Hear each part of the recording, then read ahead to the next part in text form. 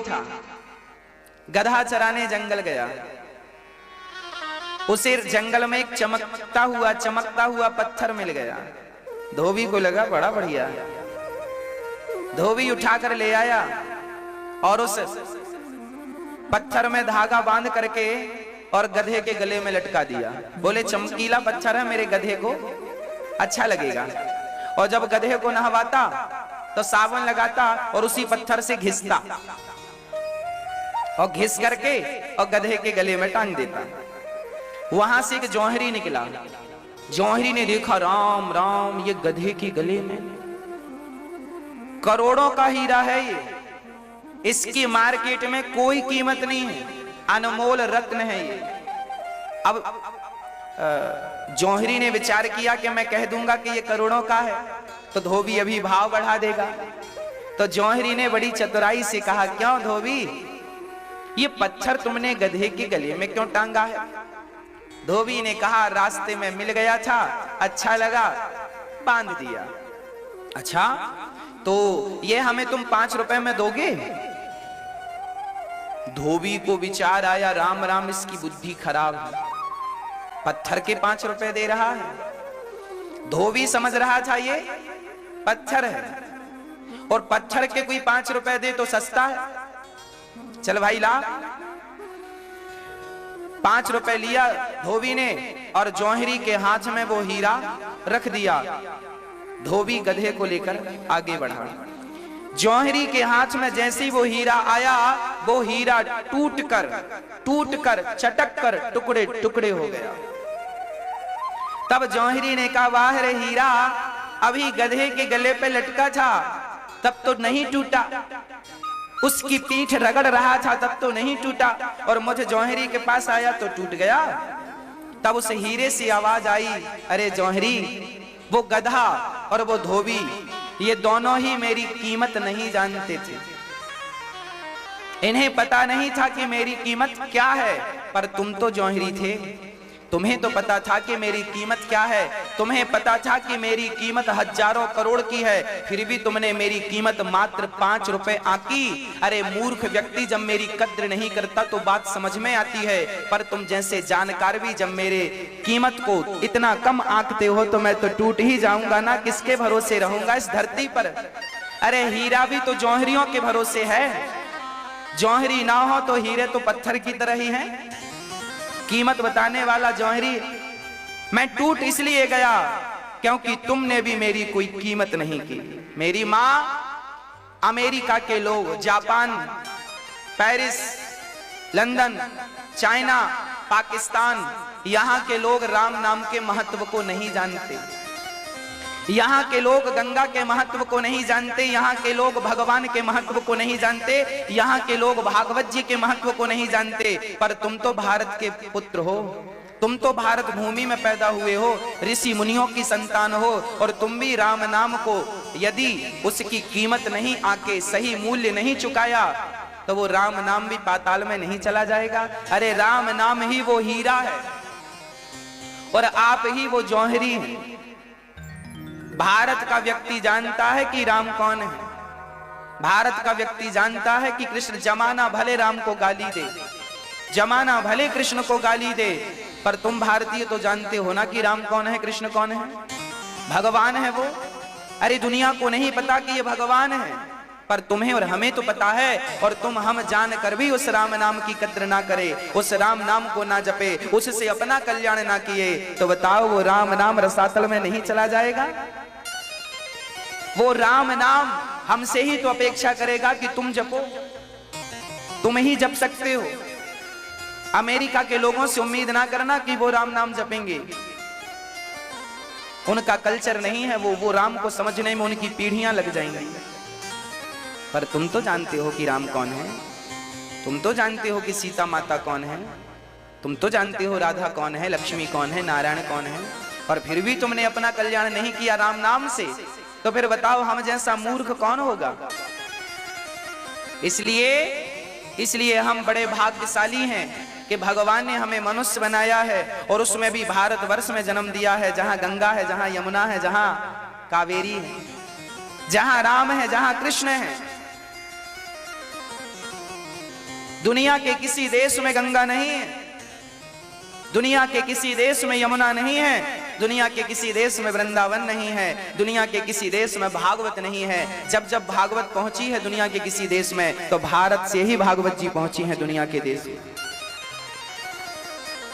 जब जब राम का नाम पहुंचा है दुनिया के किसी देश में, तो भारत से ही राम का नाम पहुंचा है दुनिया के किसी देश में। जब जब कृष्ण का नाम पहुंचा है दुनिया के किसी देश में, तो भारत से ही नाम पहुंचा है दुनिया के किसी देश में। और भारत वालों, राम तो तुम्हारे घर के हैं, कृष्ण तो तुम्हारे हैं।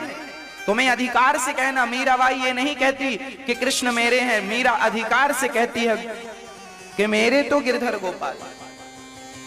हम लोग अधिकार ही तो ना जता पाए, हम अधिकार से ही तो ना कह पाए कि ये भगवान मेरे हैं। जिस दिन कह दोगे मेरी मां अधिकार से कि कृष्ण तुम मेरे हो, उसी दिन कृष्ण तुम्हारे सामने प्रकट हो जाएंगे। जिस दिन अधिकार से कह दोगे कि ये मेरे हैं। विडंबना तो ये है कि आपके 70 साल की उम्र में, आपके 80 साल की उम्र में आपने एक बार भी अधिकार से नहीं कहा कि ये कृष्ण मेरे हैं। एक बार भी अधिकार से नहीं कहा कि ये मेरे माता और पिता हैं। त्वमेव माता च पिता त्वमेव गाने को तो हम सब गा रहे हैं। माता पिता तुम मेरे शरण गहूं किसकी, ये आरतियां तो हम बचपन से गा रहे हैं। पर गाने से क्या होता है? जब तक हम उसे फील ना करें, उस रिश्ते को महसूस ना करें, तब तक कहने से क्या होता है? भाई कहने को तो आदमी कह देता है तुम मेरे भाई हो, पर उसके साथ और अपने खुद के भाई के साथ व्यवहार जब करता है तो अंतर होता है। कह देने में तो सब कह देते हैं तुम हमारे भाई हो, तुम हमारी बहन हो, तुम हमारे ये हो, पर रियल जो रिश्ते अपनी बहन के साथ निभाते हो, अपने भाई के साथ निभाते हो, वो कह तो दिया है तुमने कि ये मेरा। जैसे कि फॉर एग्जाम्पल, बहुत सारे मालिक अपने नौकर को कहते हैं ये मेरा दूसरा बेटा है। आपका वफादार नौकर होगा तो आप कहेंगे समाज के सामने ये मेरा दूसरा बेटा है, ये मेरा तीसरा बेटा है, ये मेरा चौथा, 4 बेटे हैं तो ये 5वां बेटा है। आप नौकर को जीवन भर बेटा कहते जरूर हो, पर बंटवारे का टाइम आया तो हिस्से कितने होंगे? 4 ही होंगे, 5वां तो नहीं होगा। जीवन भर कहा बेटा है, पर व्यवहार में वो उतरा नहीं। हाँ या ना? बोलो हाँ या ना। मालिक कहता है ये मेरा नौकर नहीं है, ये मेरा बेटा है, बेटे की तरह प्यार करता हूं। तो आज तक किसी मालिक ने अपने नौकर को बंटवारे में अपना हिस्सा दिया बेटे वाला? केवल कहा है ना। याद रखना मेरी माँ, कह देना अलग है और रियल में निभा पाना, निभा देना अलग है। आज तक हम और आप यही कहते रहे हैं ये हमारे माता हैं, पिता हैं, केवल कहते आए हैं, आज तक माना नहीं है। जिस जिसने मान लिया है उनके सामने आकर खड़े हो गए हैं भगवान। जिन जिन ने मान लिया है खड़े हो गए हैं भगवान उनके सामने आकर। और जो कहते गए हैं तो वो तब भी कहते थे, आज भी कह ही रहे हैं कि माता पिता तुम मेरे शरण गहूं किसकी, तुम बिन और न दूजा आस करूं किसकी। ये कहने की बातें नहीं है, ये फीलिंग है, ये महसूस करने का विषय है, ये सच्ची मानने का विषय है।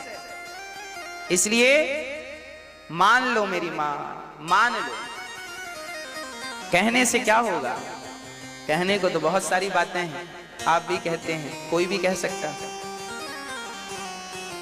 भगवान कहने से नहीं मिलते, भगवान फीलिंग है, एक भाव है,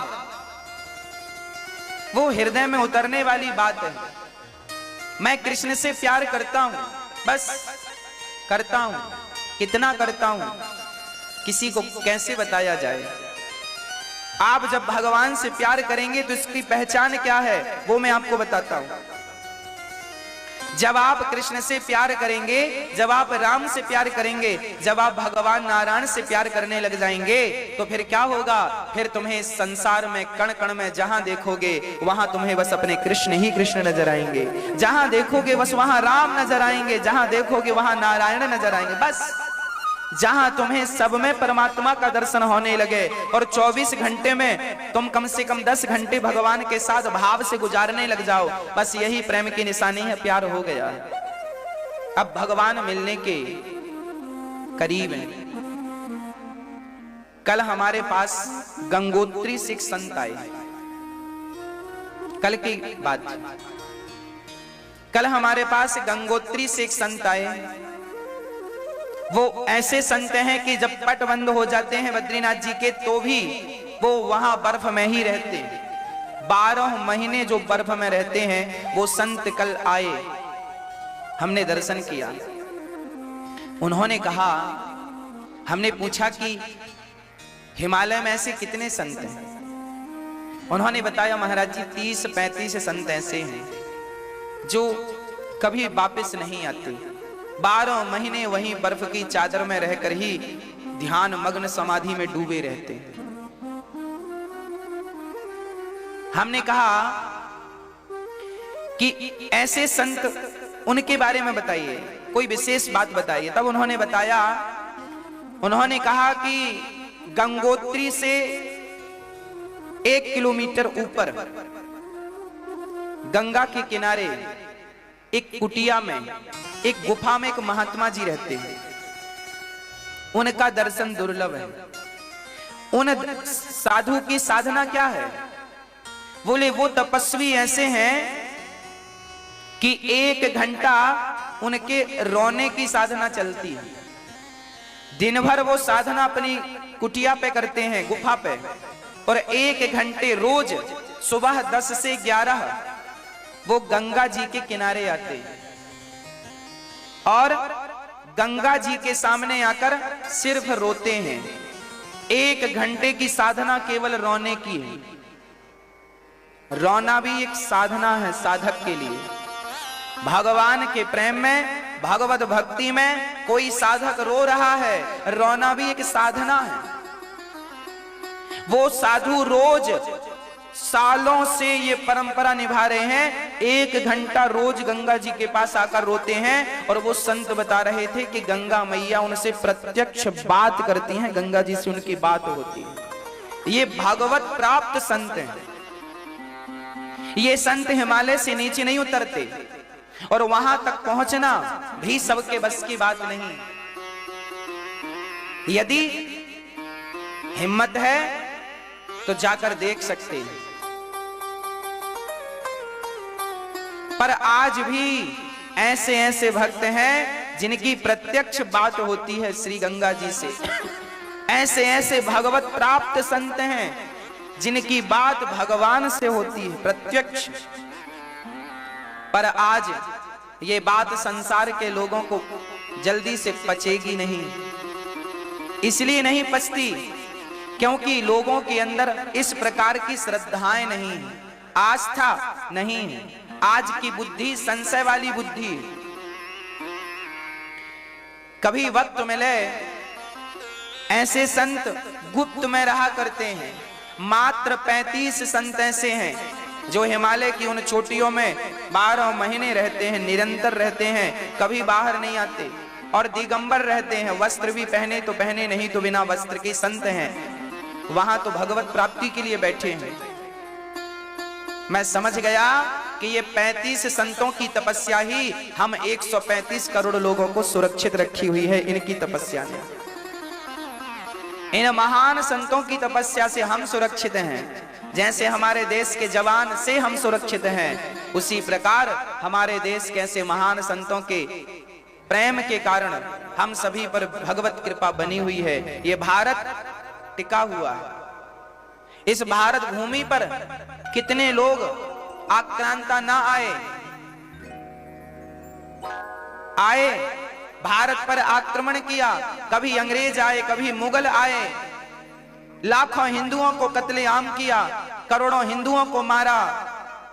दुनिया में बहुत सारे लोग अपना अस्तित्व मिटा चुके हैं, पर ये सनातन धर्म का अस्तित्व मिटाने वाले 1000 बार आए, 1000 बार आक्रमण हुआ, पर सनातन धर्म का अस्तित्व इसलिए नहीं मिटा क्योंकि कुछ संत अभी भगवत प्राप्ति में लगे हुए हैं। उनकी तपस्या से हम सब सुरक्षित हैं।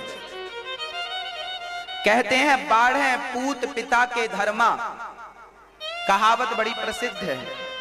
बाढ़े पूत पिता के धर्मा, इसका अर्थ क्या है? इसका अर्थ यही है कि पिता धर्मात्मा होता है तो पिता के धर्म के कारण उसके पूत मतलब बेटा, उसका बेटा बढ़ता है, मतलब तरक्की करता है, समृद्धवान बनता है, नाम कमाता है। बाढ़ है पूत, पिता धर्मात्मा होगा, पिता के धर्म से, पिता के तपस्या से पुत्र का नाम होता है। पिता धर्मात्मा होगा, तपस्वी होगा, उसकी तपस्या का फल उसके बेटे को मिलेगा। उसी प्रकार ये साधु संत हम सबके माता पिता की तरह हैं, पालनहार हैं। इन संतों की तपस्या के कारण हम भारतवासी फल और फूल रहे हैं, इन संतों की तपस्या के कारण। इसलिए धोखे से भी किसी साधु का अपमान ना कीजिएगा, धोखे से भी किसी महात्मा का अनादर ना कीजिएगा। हम सम्मान नहीं कर सकते तो अपमान क्यों करें? जीवन में एक बार हमारे घर में कोई भीख मांगने आ जाए, पहली बार आया है और लोग पहली बार में दुत्कार देते हैं, अरे कमा कर नहीं खा सकता, बड़ा हट्टा कट्टा है। तो मुझे ये बताओ, तुमने उसे कितनी बार खिलाया है? आज पहली बार देने का मौका आया तो दिया कुछ नहीं और मुंह और चला दिया, दी एक रोटी नहीं और बातें गठरी भर कर दी। एक दिन देने में सीधा मना कर दो ना कि हम तुम्हें नहीं देंगे, बकबक करने की क्या जरूरत है? उपदेश क्यों देते हो कि कमा के खा नहीं सकता, तुम क्यों कहते हो ये? अरे साधुओं की साधना होती है, मधुकरिया साधना होती है। मधुकरिया जानते हैं? मधुकरिया साधना बोलते हैं जैसे मधुमक्खी हर पुष्प से जाकर रस इकट्ठा करती है मधुमक्खी, उसी प्रकार साधु संत थोड़ा थोड़ा मांगते हैं और मांग करके माना कि आज समाज में कुछ ऐसे लोग हैं जो ऐसे का गलत उपयोग करते हैं, पर सब तो नहीं। उन कुछ के चक्कर में सही भी आपके घर आ जाए महात्मा, कोई सच्चा महात्मा, तो आपको तो लगेगा ये भी पाखंडी है और उससे भी आप दुत्कार देंगे। ना जाने किस रूप में नारायण मिल जाए। इसलिए सब में भगवान का दर्शन करते हुए, सबका सम्मान करते हुए, उन्हें जो बन पड़े दाल चावल रोटी जो भी आप श्रद्धा से देते हैं वो देते रहिएगा। कुछ साधु ऐसे हैं जो मधुकरिया करते हैं, मधुकरी करते हैं। मैं भी जब मेरी उम्र होगी, मैं भी जब साधु बन जाऊंगा तो मैं भी मधुकरिया करूंगा। मधुकरी का अर्थ क्या होता है? घरों में जाकर के थोड़ा थोड़ा मांग लेना। और याद रखना, जिस घर में वो साधु भीख लेने पहुंच जाते हैं तो आप तो उन्हें एक कटोरी चावल देते हैं, पर वो कटोरी भर चावल तो लेते ही हैं, आपका सारा दुख दर्द लेकर के चले जाते हैं। वो संत होते हैं, मधुकरी बोलते हैं उसे। मधुमक्खी की तरह जीवन यापन करने वाले को मधुकरिया संत बोलते हैं। थोड़ा थोड़ा सबसे ले लिया और फिर उसे पकाकर, रोज नहीं मांगते। एक दिन जाते हैं, भाई भजन में बाधा रोज पड़ेगी, रोज भजन करते हैं। हफ्ते में एक दिन जाते हैं, मांग कर ले आते हैं 10-20 घर, 10-20 घर में ले आए तो हफ्ते भर का हो गया, रखा है, रोज 2 रोटी बनाई, खाया, भजन किया। जो थोड़ा थोड़ा मांग कर हफ्ते में एक दिन, महीने में एक दिन मांगते हैं और महीने भर भजन कर, उसे मधुकरी संत बोलते हैं। ऐसे संत अब बहुत कम हैं, बहुत कम है।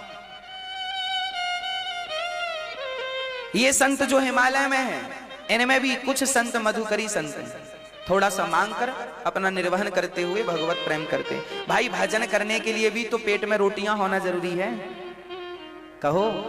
फिर वो उच्च कोटि की स्थिति में जब कोई पहुंच जाता है तो फिर तो ध्यान लग जाता है, तो महीनों के लिए समाधि लग जाती है, फिर तो वहां रोटी पानी की जरूरत नहीं पड़ती। वो एक आखिरी स्थिति है, उस स्थिति तक भी पहुंचा जा सकता है, पर उस स्थिति तक पहुंचने के लिए अभ्यास करना पड़ता है थोड़ा थोड़ा। पहले खाओ, फिर तो पहले रोज खाओ, फिर 3 दिन में एक बार खाओ, फिर 6 दिन में एक बार खाओ, फिर 15 दिन में एक बार खाओ, फिर 1 महीने में एक बार खाओ, फिर 6 महीने में एक बार खाओ, फिर साल में एक बार खाओ, फिर धीरे धीरे खाना पीना छूट जाता है। ये स्थिति धीरे धीरे, एकदम से स्थितियां नहीं आती। ध्रुव जी ने भी ऐसे किया था, 3 महीने में 3 दिन में एक बार खाते थे, फिर 6 दिन में एक बार खाते थे, फिर 9 दिन में एक बार खाते और भगवान का चिंतन करते थे। ऐसी कठिन साधना करनी चाहिए। अभी तो मैं आप माताओं की सेवा में लगा हूं, जब मेरी उम्र हो जाएगी तो मुझे भी आप सभी की सेवा का दायित्व पूरा करके मुझे भी यही जीवन जीने जाना है। क्यों जाना है?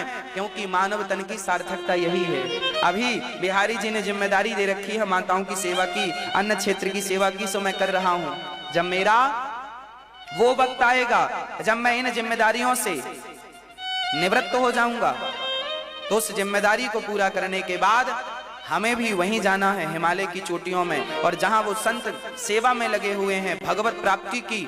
अरे जीवन की आखिरी श्वास तो भगवान के लिए ही निकलनी चाहिए। यदि आखिरी श्वास भगवान के लिए निकल गई तो जीवन में जितनी श्वासें तुमने ली हैं सारी श्वासें सफल हो गई, और आखिरी श्वास भगवान के लिए ना निकली तो सारी श्वासें बेकार हो गई। आखिरी श्वास को सफल बनाने के लिए, उस स्थिति तक पहुंचने के लिए साधना करनी पड़ती, साधना के लिए तैयार रहना पड़ता। इसलिए मैं हिमालय के बारे में जानकारी जुटाता रहता हूं। क्यों जुटाता रहता हूं? क्योंकि आखिरी वही है, वहीं जाना है, वहीं भगवत भक्ति। संसार में आप जब तक जिम्मेदारियों में हैं निभाइए नहीं। कर्मण्यवादी का रास्ते, पहले अपना कर्म कर, अपने कर्म को करता हुआ ईमानदारी से, भगवत भक्ति करता हुआ ईमानदारी से। जब तक आप लोगों को बिहारी जी ने अवसर दे रखा है, जाओ, पहले बिहारी जी ने मुझे एक जिम्मेदारी दी है, जाओ पहले भारत के संपूर्ण प्राणियों में भगवत प्रेम जगाओ। और जब आप सभी में भगवत प्रेम जाग जाएगा, जब आप सभी की आंखों में बिहारी जी को पाने की आंसू होंगे और लालसा होगी, तब मेरा इस धरती पे आने का उद्देश्य पूरा हो जाएगा और बस वो यात्राएं चालू हो जाएंगी। हर व्यक्ति इस धरती पर किसी न किसी उद्देश्य के लिए आता है। हर प्राणी इस धरती पर किसी न किसी उद्देश्य की पूर्ति के लिए आता है।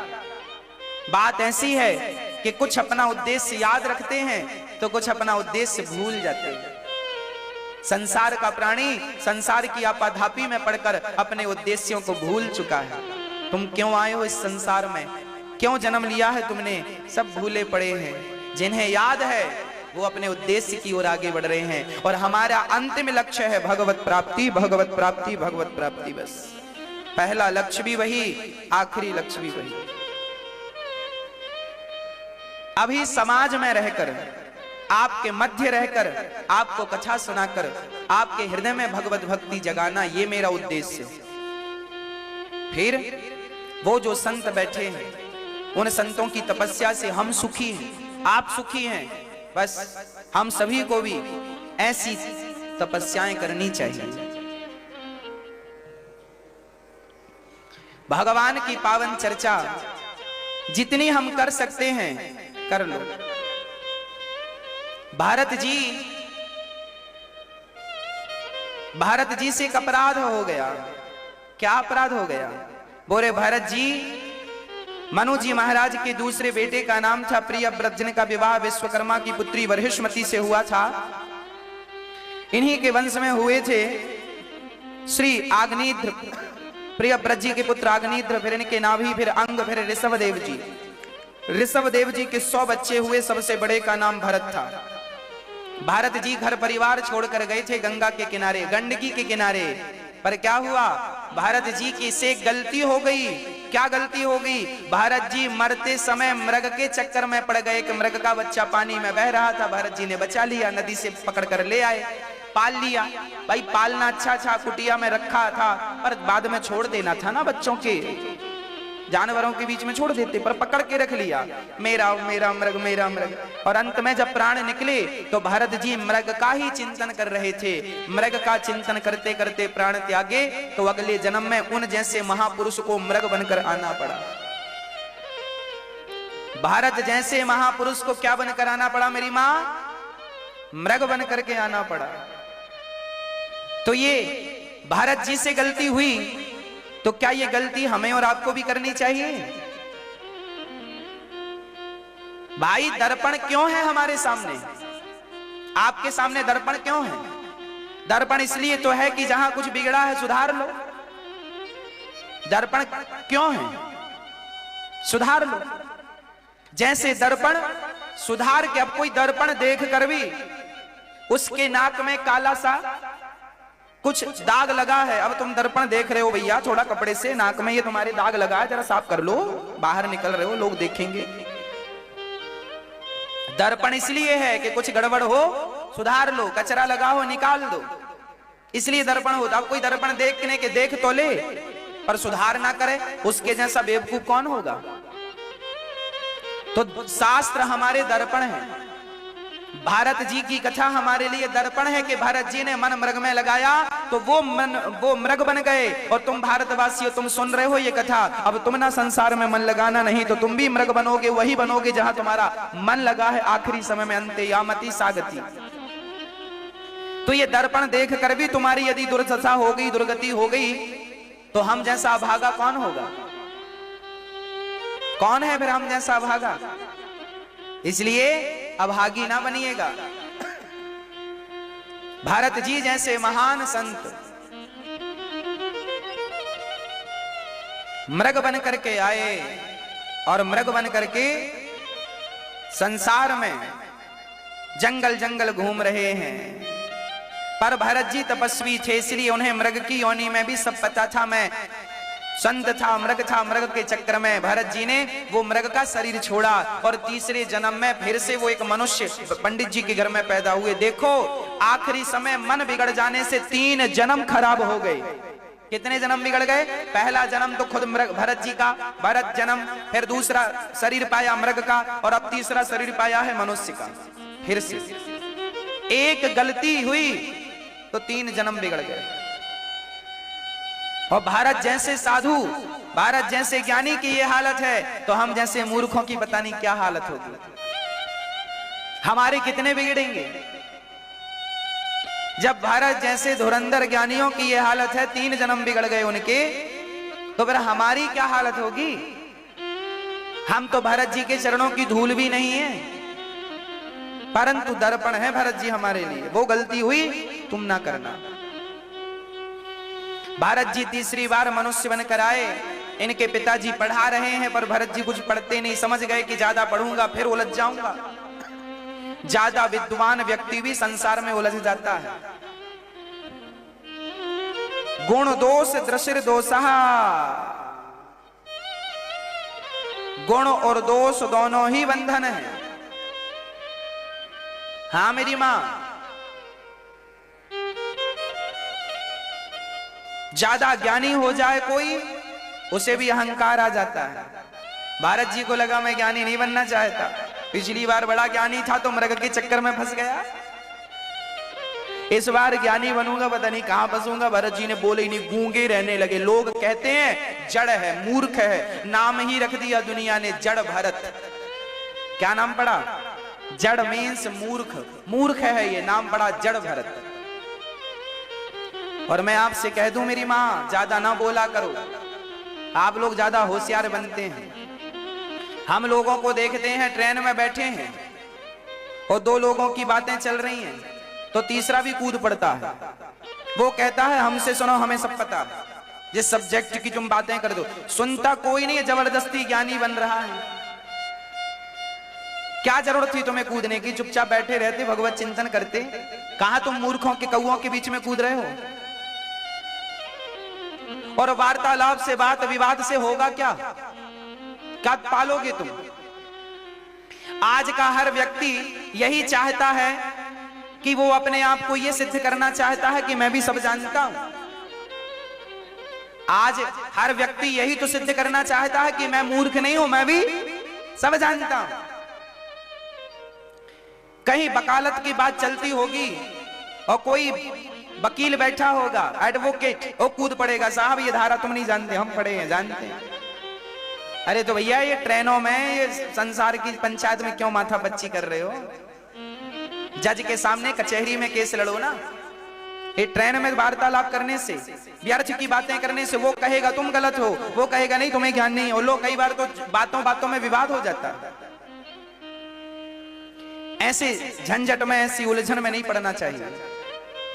सार तत्व यही है कि जब भी वक्त मिले आंख बंद करो और भगवत चिंतन करते रहो, भगवान नाम जपते रहो, आध्यात्म से जुड़े रहो, श्याम सुंदर से जुड़े रहो, बिहारी जी का चिंतन बना रहे, लक्ष्मी नारायण का चिंतन बना रहे, भगवान नारायण के चतुर्भुज रूप का पावन सा दर्शन करते रहो। यही आपके समय की सार्थकता है। एकांत में बैठो, इसका चिंतन करो।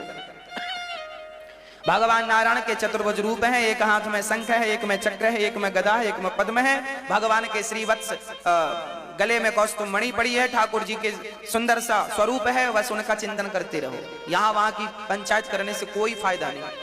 बात विवाद पे उलझने से भी कोई फायदा नहीं। इसलिए अपने आप को इन सब चीजों से बचाओगे तो मन शांत होगा। और हर जगह ये सिद्ध ना किया करो कि तुम ज्ञानी हो। तुम्हें ज्ञानी बनना क्यों है? भारत जी तो मूर्ख थे ज्ञानी, और तुम भी ज्ञानी हो, पर दूसरों की नजर में तुम ज्ञानी बन के क्या करोगे? अपने आप में ज्ञानी की परिभाषा बताओ जरा मुझे। ज्ञानी किसे कहते हैं? क्या ज्ञानी की परिभाषा है बताओ? किसे कहते हैं ज्ञानी? जो वेद पढ़ ले वो ज्ञानी है, जो पुराण रट ले वो ज्ञानी है। ये ज्ञानी नहीं है, ये मात्र रट्टू तोता है। वेद पढ़कर ज्ञानी तुम कैसे बन जाओगे? उद्धव जैसा ज्ञानी जब वृंदावन में आए तो उद्धव जैसे ज्ञानी का ज्ञान नहीं चला। गोपियों के प्रेम ने उद्धव का ज्ञान रिजेक्ट कर दिया। तेरे ज्ञान की यहाँ कोई जरूरत नहीं है, यहाँ तो ये प्रेम की नगरी है। ऐ उद्धव, हमें ज्ञान की पोथी ना सुनाना, हम प्रेम दीवानी है, वो प्रेम दीवाना। ये तुम्हारा ज्ञान तुम अपने पास रखो, हमें इस ज्ञान से कोई लेना देना नहीं। कबीरदास जी कहते हैं, पोथी पढ़ पढ़ जग हुआ पंडित भया ना कोय, ढाई अक्षर प्रेम का पढ़े सो पंडित होए। जिसके हृदय में भगवत प्रेम जाग गया, जब जाग गया, जिस दिन से तुम भगवान को प्यार करने लग गए और जिस दिन से तुम्हारी आंखों में भगवान को पाने के लिए आंसू गिरने लगे, उसी दिन तुम ज्ञानी कहलाओगे। वही तुम्हारे ज्ञान की तारीख है। और तुम्हारे हृदय में भगवत प्रेम ना जागा तुम कितने भी विद्वान हो जाओ वेद पुराणों के, पर कहलाओगे मूर्ख के मूर्ख। नैष्कर्म्यप्यच्युत भाव वर्जितम न शोभिते ज्ञानमलम निरंजनम। ज्ञानी उसे नहीं कहते जो बात बात पर विवाद करे। ज्ञानी उसे कहते हैं जो भगवान से प्रेम करता हो और भगवान के लिए बस आंसू बहाता हो, भागवत प्रेम में खोया रहता हो, भगवान के प्रेम में डूबा रहे, जमाने से कोई उसे लेना ना देना, लेना ना देना, मगन रहना। तुलसीदास जी कम ज्ञानी थे क्या? तुलसीदास जी कम ज्ञानी थे क्या? पर तुलसीदास जी से कोई शास्त्रार्थ करने आता था तो तुलसीदास जी हाथ जोड़ लेते, भैया इतना ज्ञान कहां कि हम तुमसे झगड़ा करें, शास्त्र मिल जाओ। पहले ही हार जाते थे। नहीं भैया, कौन विवाद में पड़े? अपने आप को विद्वान मानने के चक्कर में विवाद क्यों करें? हम विद्वान की सील लगाने के लिए विवाद क्यों करें? ये भजन करने आए हैं, साधु भजन करने के लिए बने हैं कि विवाद करने के लिए? ये मानव का तन तुमने भजन के लिए पाया है कि विवाद के लिए? इसलिए हर विवाद से बचना चाहिए। और जो व्यक्ति निर्विवाद होता है उसी का मन शांत होता है, उसी को भगवत प्राप्ति होती है। जो विवाद में उलझा रहता है वो कभी भी भगवत प्राप्ति नहीं करता। इसलिए निर्विवाद होना चाहिए जीवन। कैसा? तितिक्षवः कारुणिकाः सुहृदः सर्वदेहिनां अजात शत्रवः। अजात शत्रु कौन? जो अपनी ओर से किसी को दुश्मन ना माने उसे अजात शत्रु कहते हैं, जिसका कोई दुश्मन ना हो। भरत जी कोई विवाद में ना पड़ने के कारण चुप रहा करते थे। घर छोड़कर जंगल चले गए। भद्रकाली के मंदिर में भीलों ने ले जाकर कहा, तुम्हारी बलि चढ़ाएंगे, तुम्हारा मांस पकाकर खाएंगे। कुछ भीलों ने नर बलि चढ़ानी शुरू कर दी। तो भरत जी बोले, ठीक है भैया, यदि हम तुम्हारे काम आ सकें तो भाई ले लो हमारी बलि। देखो, जो भगवान का सच्चा भक्त है वो भागता नहीं है। जो भगवान में समर्पण कर चुका है, जो ये मान चुका है प्रभु मैं तेरा हूं, बस इसके बाद तो कोई कहे कि सिर झुकाओ तो वो झुका लेता है। मैं तलवार चलाऊंगा तुम्हारे सिर पे, हाँ हाँ राम जी की जो मर्जी, राम जी चाहेंगे, अब शायद मेरी इतनी उम्र है, चला दो तलवार। और सिर झुकाया भरत जी का। और भद्रकाली समझ गई, राम राम ये तो सच्चे भक्त की बलि। जब आपकी भक्ति सच्ची होगी तो आप प्रयास ना करना, भगवान खुद आपकी रक्षा करेगा। आप क्यों प्रयास करते हैं? प्रहलाद जी को होलिका ने गोद में लेकर बैठी। प्रहलाद जी तो नहीं भागे उठ करके हमें आग जला रही है। भक्त की रक्षा भगवान करते हैं। तुम्हें केवल सच्चा भक्त बनने की देर है। भगवान अभी तक रक्षा के हाथ नहीं बढ़ा, इसलिए क्योंकि तुम अभी वो भक्त नहीं बने जिस भक्त की भगवान को जरूरत है। कौन सा भक्त? समर्पण। मेरा तो केवल भगवान है। जैसे